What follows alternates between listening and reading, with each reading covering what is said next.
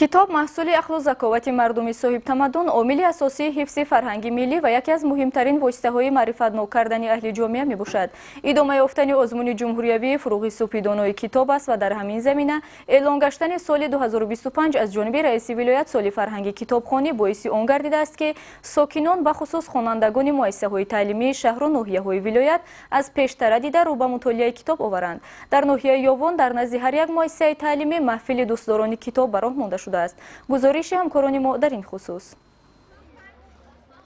کتاب و کتابخوانی قابلیت سخنرانی و سخنرانی را در انسان سایقل داده دایره اندیشه و تفکر و جهانبینی را وسیع و او را بر راه درست زندگی راهنمایی میکند. در ناحیه یاون اهل معارف با جانبداری از دستور و هدایت‌های سروری دولت جهت جلب بیشتر نورسان به کتابخوانی و در حاشیه این اقدام اعلام گشتن سال 2025 از جانب رئیس ولایت سال فرهنگ کتابخوانی تدبیرهای ضروری را عملی میکنند. در نزد همه مؤسسه‌های تعلیمی ناحیه فعالیت محفل‌های دوستداران کتاب را تأسیس دادند که خوانندگان و والدین آنها میتوانند از اشعار شاعران بزرگ برخوردار گردند. علاوه بر این در دایره سال فرهنگ کتابخوانی در مؤسسه تعلیمی رقم 75 ناحیه کنفرانسیا با اشتراک خوانندگان و دوستداران کتاب گذرانده شد.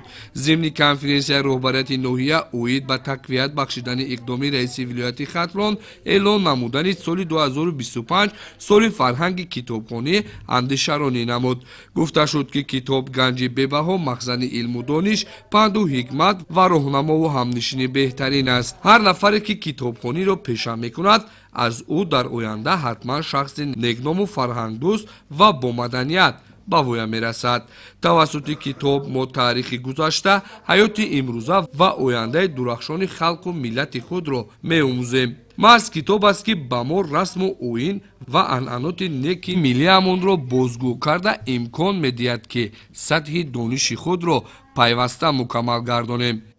من بعد از شنیدن اقدام پیش گرفته رئیس ولایت و خواندن کتاب مشغول شدم.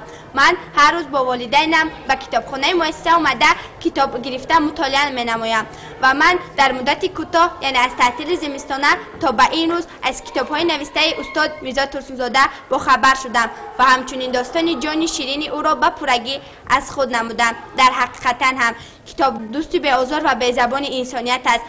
بی تو در چشمم نیومد خواب هم. در ادامه این چورابینی از جانب خوانندگان مؤسسه تعلیمی پره‌های شعر و غزل از اشعار شاعران بزرگ گذشته و معاصر شعرها قرائت کرده شد. لازم به ذکر است که در ناحیه یاون ساکنان به خصوص اهل معارف تشبس‌های دوراندیشانه و فرهنگ‌سالارانه رهبری دولت و رهبریت ولایت را اوید به تقویت کتاب و کتابخوانی همه‌جانبه پذیرایی نموده خوانندگان را در روحیه کتاب دوستی و کتابخوانی راهنمایی می‌نمایند. طبق اطلاع مسئولین چنین کنفرانسیاها و همایش‌ها وابسته به ترغیب کتاب و کتابخوانی با مقصد جلب بیشتر جامعه به خصوص نسل نورس و جوان به کتابخوانی و تأمین اشتراک فعالانه آنها در آزمون جمهوری فروغ صبحی دانایی من بعد نیز تشکیل و گذرانده می شود. معروف نظری فخرالدین کریم نمازلی ارگشت برای برنامه اطلاعاتی اخبار.